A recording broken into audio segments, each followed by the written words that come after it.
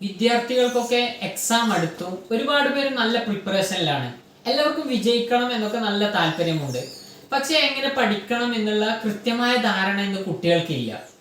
അപ്പോൾ നമ്മൾ ഇന്ന് ഈ വീഡിയോയിലൂടെ ചർച്ച ചെയ്യുന്നത് എങ്ങനെയാണ് പഠിക്കേണ്ടത്, നല്ല രീതിയിൽ നമ്മുടെ മൈൻഡിലേക്ക് കയറാൻ വേണ്ടിയിട്ട് നമ്മൾ ഏത് രീതിയിൽ പഠിക്കണം എന്നുള്ള ഒരു 5 ലൈഫ് ട്രിക്കുകളാണ് നമ്മൾ ഇന്നിവിടെ ചർച്ച ചെയ്യുന്നത്. നമ്മൾ മനസ്സിലാക്കേണ്ടത്, നമ്മൾ ഒരുപാട് പഠിക്കുന്നതിനേക്കാൾ നല്ലത്, ഹാർഡ് വർക്ക് ചെയ്തുകൊണ്ട് പഠിക്കുന്നതിനേക്കാൾ നല്ലത് ഒന്ന് സ്മാർട്ടായിട്ട് പഠിക്കുന്നതായിരിക്കും.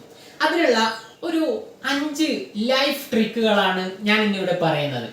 അതിൽ ഒന്നാമതായിട്ട് മറ്റൊരാളെ പഠിപ്പിക്കുക.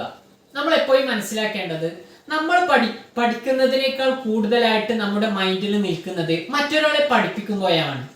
മറ്റൊരാളെ പഠിപ്പിക്കുക എന്നുള്ളത് നിങ്ങളുടെ സിസ്റ്ററെ ആവാം, അല്ലെങ്കിൽ ബ്രദറെ ആവാം, അമ്മയെ ആവാം, അല്ലെങ്കിൽ നിങ്ങൾ ഒരു പാവക്കുട്ടിയെ വെച്ച് അതിനെ പഠിപ്പിക്കുന്ന രീതിയിലേക്കാവാം. എങ്ങനെയായാലും മറ്റൊരാളെ പഠിപ്പിക്കുന്ന രീതിയിൽ നമ്മൾ പഠിക്കുക. സിമ്പിളായിട്ടൊന്ന് വേണമെങ്കിൽ നമ്മുടെ കണ്ണാടി നോക്കിയിട്ട് നമ്മളെ തന്നെ പഠിപ്പിക്കുന്ന ഒരു രീതിയും നമുക്ക് വേണമെങ്കിൽ കൈകാര്യം ചെയ്യാം. അങ്ങനെ ഒന്ന് ചെയ്തു നോക്കണം. അപ്പോൾ ജീവിതത്തിൽ നമുക്ക് നല്ല മെമ്മറി പവർ കിട്ടും. നമ്മൾ പഠിക്കുമ്പോഴൊക്കെ ഈ ട്രിക്കുകളൊക്കെ ഒന്ന് യൂസ് ചെയ്ത് നോക്കണം.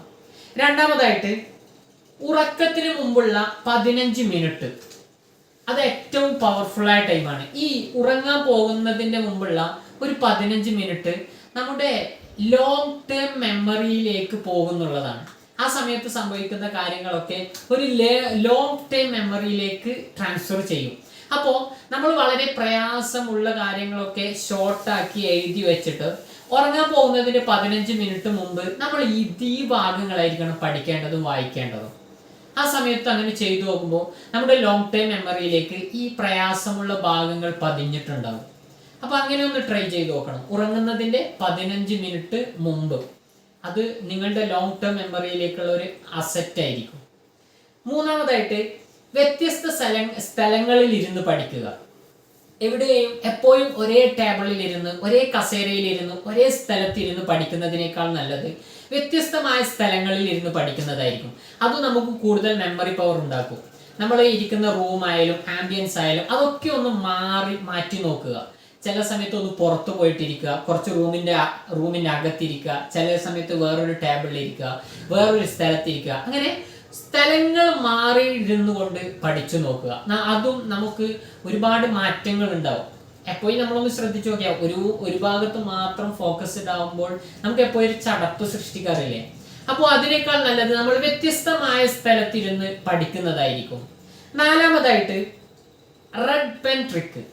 റെഡ് പെൻ അഥവാ ചുവന്ന മഷി യൂസ് ചെയ്യുക. ചുവന്ന മഷി എന്നുള്ളത് നമ്മൾ എപ്പോഴും അണ്ടർലൈൻ ചെയ്യാറുണ്ട് അല്ലെ. പഠിക്കുന്ന സമയത്ത് വളരെ ഇമ്പോർട്ടൻ്റ് ആണ് എന്നൊക്കെ പറഞ്ഞിട്ട് അണ്ടർലൈൻ ചെയ്യാറുണ്ട്. ഈ അണ്ടർലൈൻ ചെയ്യുന്നത് റെഡ് മഷി കൊണ്ടാക്കുക. എല്ലാം അണ്ടർലൈൻ ചെയ്യരുത്. നമുക്ക് ഏറ്റവും അത്യാവശ്യമുള്ളത്, ഏറ്റവും പ്രയാസമുള്ള സാധനങ്ങൾ മാത്രം റെഡ് മഷി കൊണ്ട് അണ്ടർലൈൻ ചെയ്തിട്ട് അത് വായിക്കുക.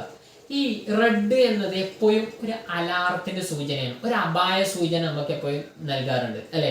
നമ്മൾ വണ്ടി എടുത്തു പോകുമ്പോൾ ട്രാഫിക്കിൽ റെഡ് കത്തിയാൽ നിർത്തണം, അഥവാ ഒരു അപായ സൂചന, ഒരു നിർദ്ദേശം നമുക്ക് എപ്പോഴും സൃഷ്ടിക്കാറുണ്ട്. അതേപോലെ നമ്മുടെ മൈൻഡിനും അതേ ഒരു സൈക്കോളജി, ഒരു ഫാക്റ്റാണ്.